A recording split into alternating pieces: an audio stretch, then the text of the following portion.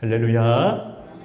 하나님의 사랑과 은혜가 우리 가운데 충만하기를 주님의 이름으로 축복합니다. 오늘은 저희가 재창조 시리즈 마지막 설교로 참된 안식으로 재창조하라라는 제목으로 하나님의 은혜를 나누고자 합니다. 사랑하는 여러분, 여러분은 언제 참된 쉼을 얻으십니까? 쉼이 없는 노동은 우리 삶을 피폐하게 하고 또 쉼이 없는 사회는 우리 사회를 병들게 만듭니다. 오늘 우리가 함께 읽은 말씀에는 그 쉼 또한 하나님께서 창조하신 시간이라는 것을 알게 됩니다. 그래서 우리는 하나님이 만드신 쉼이란 무엇인가, 그리고 하나님이 창조하신 그 쉼을 우리가 어떻게 보내며 어떻게 누려야 할 것인가 함께 말씀을 통하여 알고자 합니다. 첫 번째로 쉼은 창조의 완성입니다. 한번 저를 따라 해보시겠습니까? 쉼은 창조의 완성이다. 하나님의 창조 사역은요, 크게 두 가지로 나누어서 저희가 살펴볼 수 있습니다. 첫 번째로 나누는 사역이 있고, 두 번째는 채우는 사역이 있습니다. 이 나눔과 채움의 구조로 저희가 창세기 1장을 잠시 관찰을 하겠습니다. 먼저는 나눔의 사역인데요. 하나님은 처음 3일 동안 나누고 분리하는 사역을 하셨습니다. 창세기 1장 3절부터 5절 말씀을 보면 이렇게 말하죠. 하나님이 이르시되 빛이 있으라 하시니 빛이 있었고 빛이 하나님 보시기에 좋았더라. 하나님이 빛과 어둠을 나누셨다 말합니다. 하나님이 빛이 낮이라 부르시고 어둠을 밤이라 부르시니라. 저녁이 되고 아침이 되니 이는 첫째 날이니라 말합니다. 그렇게 첫째 날에는 하나님의 빛이 있으라 하시니 빛이 생겼고 그 빛으로 인하여서 어둠과 밤이, 어둠과 낮과 어둠이 나뉘어졌습니다. 그리고 둘째 날에는 궁창이 생기므로 궁창 위의 물과 궁창 아래의 물이 나뉘어졌습니다. 그리고 셋째 날에는 궁창 아래의 물이 또 나뉘게 하심으로 한 곳에는 묻이 드러나라, 땅이 드러나게 하셨고 또 물이 모인 곳에는 바다가 되게 하셨습니다. 이렇게 하나님은 3일 동안 질서 있게 아름답게 피조를 나누셨죠. 그리고 남은 3일 동안 무슨 사역을 하셨을까요? 하나님께서 나누신 공간에 하나님은 채우는 사역을 하셨습니다. 3일째가 되는 시점부터 하나님은 채우셨습니다. 창세기 1장 11절 12절 말씀을 보면 하나님이 이르시되 땅은 풀과 씨 맺는 채소와 각기 종류대로 씨 가진 열매 맺는 나무를 내라 하시니 그대로 되었다 합니다. 12절에 보면 땅이 풀과 각기 종류대로 씨 맺는 채소와 각기 종류대로 씨 가진 열매 맺는 나무를 내니 하나님이 보시기에 좋았다 말합니다. 3일째에는 이처럼 땅과 바다가 나뉘고 하나님은 이렇게 구분된 땅에 씨 맺는 채소와 나무로 채우셨습니다. 그리고 넷째 날에는 하늘에는 해와 달과 별로 채우셨습니다. 또 다섯째 날에는 하늘에는 새로, 그리고 바다에는 물고기들로 채우셨습니다. 여섯째 날에는 땅에는 동물들을 그 종류대로, 그리고 하나님의 모습을 따라 지어진 사람들로 채우셨습니다. 그리고 나서 오늘 본문이 하나님께서 6날 동안 천지를 창조하시고 7째 날에는 하나님이 쉬셨다 말하죠. 하나님이 쉬신 7째 날을 복되게 하셨고 구별하셨다 말씀합니다. 여러분, 이처럼 하나님은 쉼을 구별하셨습니다. 그리고 쉼을 거룩하게 하셨습니다. 그래서 하나님을 구별하신 안식일은 하나님이 창조하신 피조세계가 이 쉼 속에서 하나님을 예배하는 날입니다. 이 쉼 가운데 하나님의 임재가 하나님이 창조하신 모든 피조세계에 깃들이고 피조세계는 하나님의 영광을 기리며 찬양합니다. 그래서 쉼이 창조의 완성이 됩니다. 여러분들의 한 주 동안의 삶 또한 마찬가지로 그 완성은 쉼에서 이루어집니다. 그 쉼 속에서 하나님을 예배하고 쉼 속에서 우리의 창조주이신 하나님을 기억하면서 우리의 한 주 동안의 삶이 완성됩니다. 하나님께서 한 주 동안 우리 삶을 어떻게 질서 있게 나누셨는가, 그리고 어떻게 은혜로운 것들로 하나님이 채우셨는가, 우리의 창조주이신 하나님의 창조 사역을 기리며 기억하면서 하나님께 예배하는 날이 우리의 쉼이자 오늘 우리의 예배가 되는 줄 믿습니다. 그래서 그리스도인들은 이 안식일을 안식 후 첫날 예수님께서 부활하신 그날에 맞추어서 우리가 주의 날, 주님의 날, 주일로 지킵니다. 우리는 이 주일의 쉼 가운데 하나님께 예배함으로써 한 주 동안 하나님께서 나에게 어떠한 창조 사역을 하셨는가, 그 창조 사역이 비로소 완성되는 날을 하나님께 영광 돌리며 보내죠. 자, 두 번째로 쉼은 이 저항입니다. 쉼이 저항이라고요? 한번 저를 다시 한번 따라해 보겠습니다. 쉼은 저항입니다.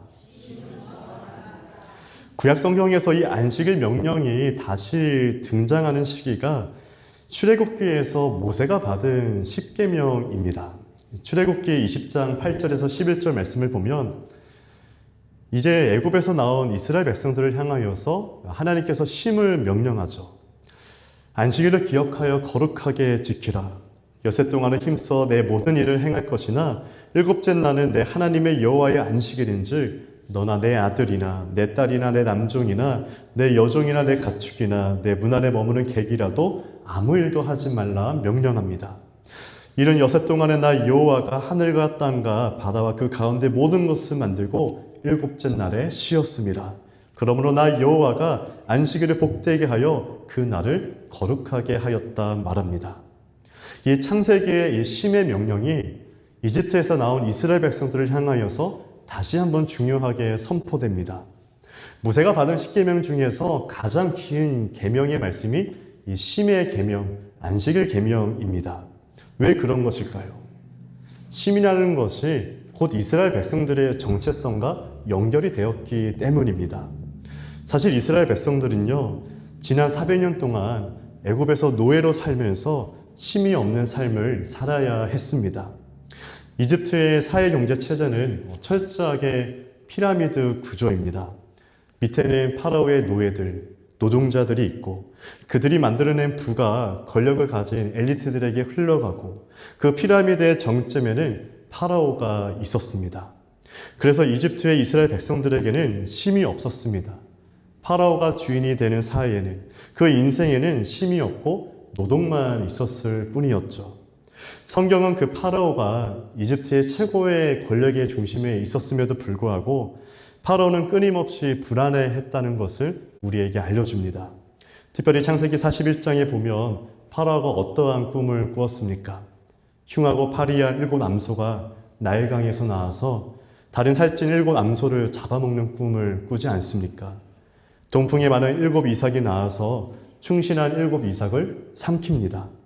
이러한 꿈들은 곧 이집트를 경영하는 파라오의 불안을 말해주죠. 아무리 그가 큰 나일강을 통제했음에도 불구하고 그의 불안만큼은 막을 수가 없었던 겁니다.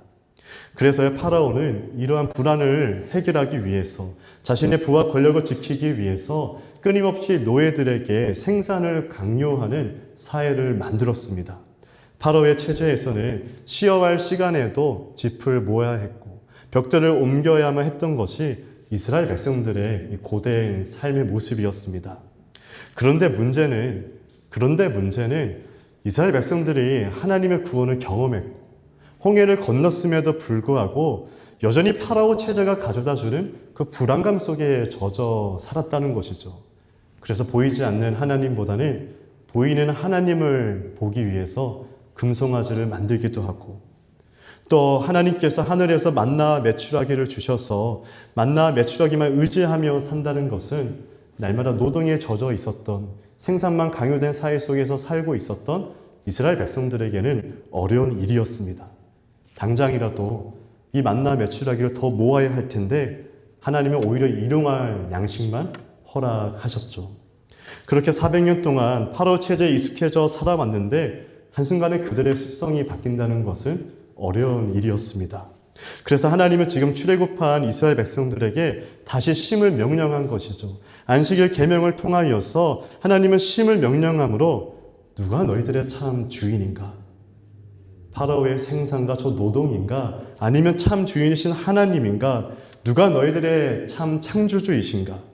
누가 당신들이 예배 드려야 할 참 하나님이신가 하는 것을 쉼의 명령을 통하여 알려주신 것입니다. 그래서 이날은 이스라엘 백성들뿐만 아니라 모두가 함께 이 쉼에, 이 안식에 동참해야 했습니다.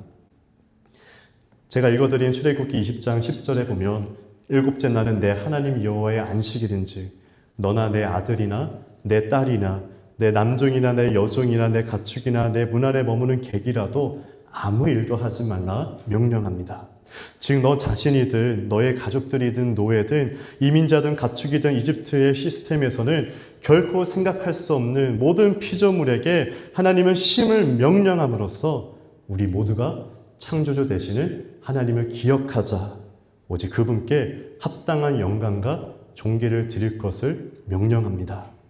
바로의 시스템이 너희들에게 쉼을 주는 것이 아니라 창조주 하나님과의 교제만이 피조물인 우리 모두가 그 안에서 참된 쉼을 얻을 수 있다는 것을 알려주는 것이죠. 그 안에서 하나님의 주권이 고백되기 시작하고 우리를 베풀어 주신 하나님의 구원 사건을 기억하며 감사하는 것, 이러한 참된 안식이 우리의 쉼이자 우리의 예배인 줄 믿습니다. 사랑하는 여러분, 그래서 우리가 주일에 하루를 쉬고 가게 문을 닫고 잠깐 일을 중지하고 예배한다는 것은요, 이 끊임없는 생산과 노동만 강조하는 파라오의 체제에 우리가 함께 믿음으로 저항하겠다는 우리의 신앙입니다. 우리에게 쉼은 생산이 주는 저 많은 물질 때문에 얻는 것이 아니라 피조물인 우리가 하나님과의 주권 속에서 하나님께 감사를 드리고 영광을 돌릴 때 우리가 참된 쉼을 누릴 수 있는 겁니다. 신명기 5장에 가보면 이 안식일 명령이 다시 한번 등장합니다. 신명기가 어떤 말씀이죠? 모세의 설교이죠. 특별히 강야 1세대가 죽고 가나안 땅 입성을 앞둔 다음 세대를 향한 모세의 설교이었습니다. 신명기 5장 12절에 보면 모세가 이렇게 쉼을 명령합니다. 내 하나님 여호와가 내게 명령한 대로 안식일을 지켜 거룩하게 하라. 엿새 동안은 힘써 내 모든 일을 행할 것이나 일곱째 날은 내 하나님 여호와의 안식일인즉 너나 내 아들이나 내 딸이나 내 남종이나 내 여종이나 소나 내 낙이나 내 모든 가축이나 내 문 안에 유하는 객이라도 아무 일도 하지 못하게 하고 내 남종이나 내 여종에게 너같이 안식하게 할지니라.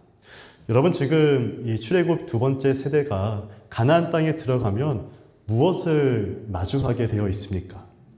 가나안 땅의 신은 특별히 물질의 신, 풍요의 신, 다산의 신, 이 바알과 아세라가 판치는 곳입니다.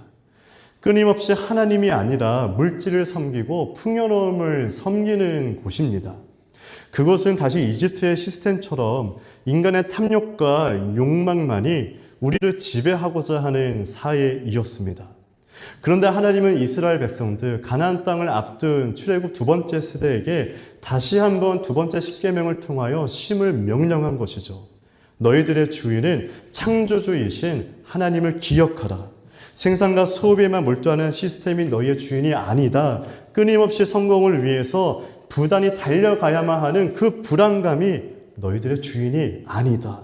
생산에 도움이 되지 않는 이웃과 동포들을 천대하고 무시하는 삶이 너희들의 삶이 아니고 오직 창조주 되신 하나님만이 우리의 삶의 주인이니 이것에 반대하는 모든 것들에 함께 저항하라라는 것이 쉼의 명령이자 안식일 계명입니다. 그래서 이 쉼이 정말 내 삶에 이루어지냐에 따라서 안식일 계명 이후의 십계명 계명들이 우리에게 자연스럽게 실천되는 것이죠. 어떠한 십계명이 이후에 나오고 있습니까? 제5계명, 내 부모를 공경하라.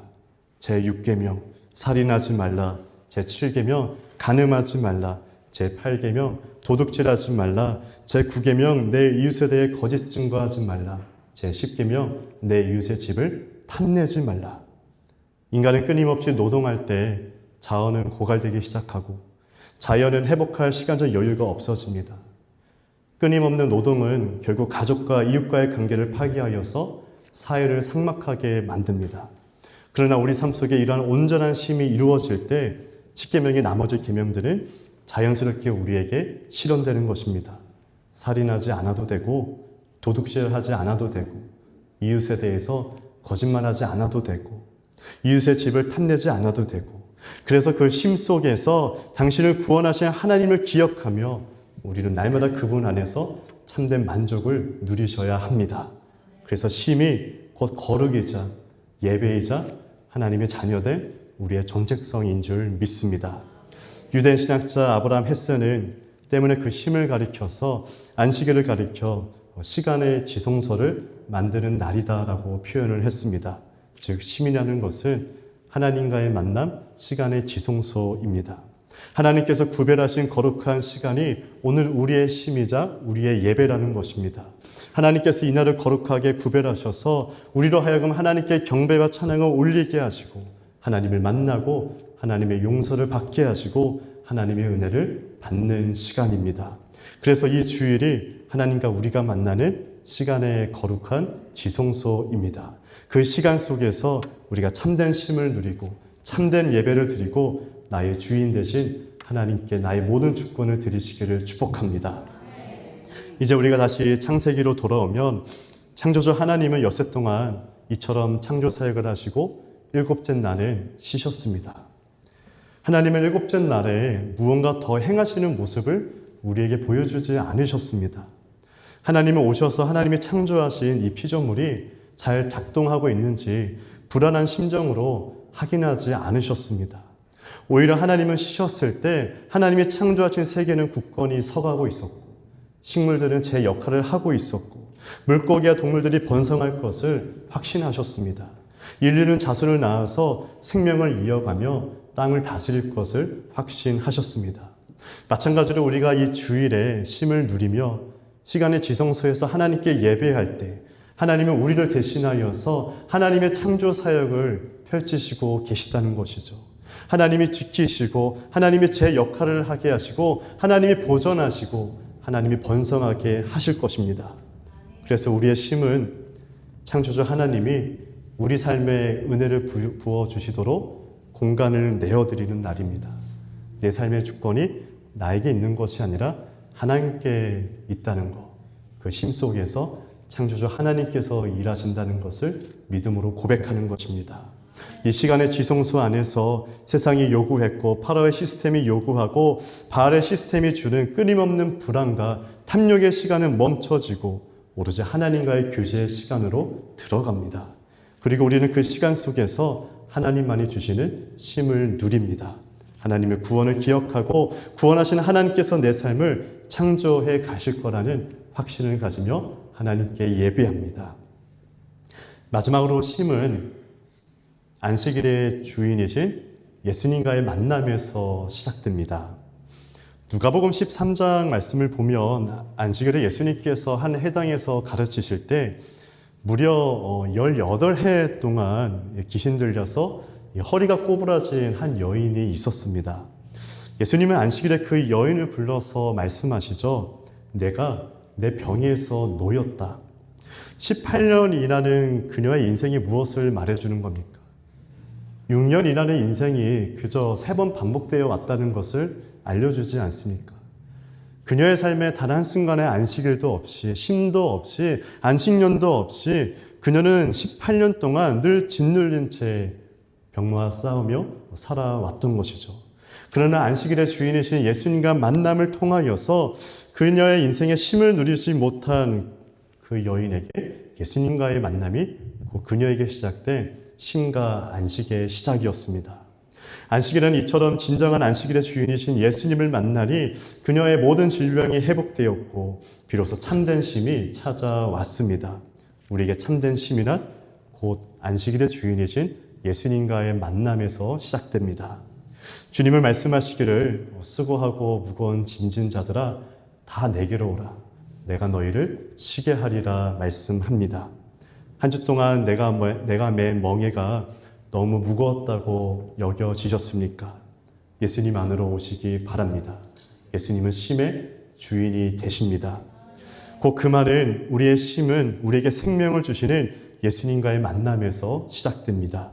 예수님과의 만남과 교제가 우리의 쉼이 됩니다. 무거운 멍에가 있으십니까? 무거운 짐이 있으십니까? 죄와 사망의 사슬도 푸신 예수님께서 우리의 어떠한 멍에도 가볍게 하시는 줄 믿습니다.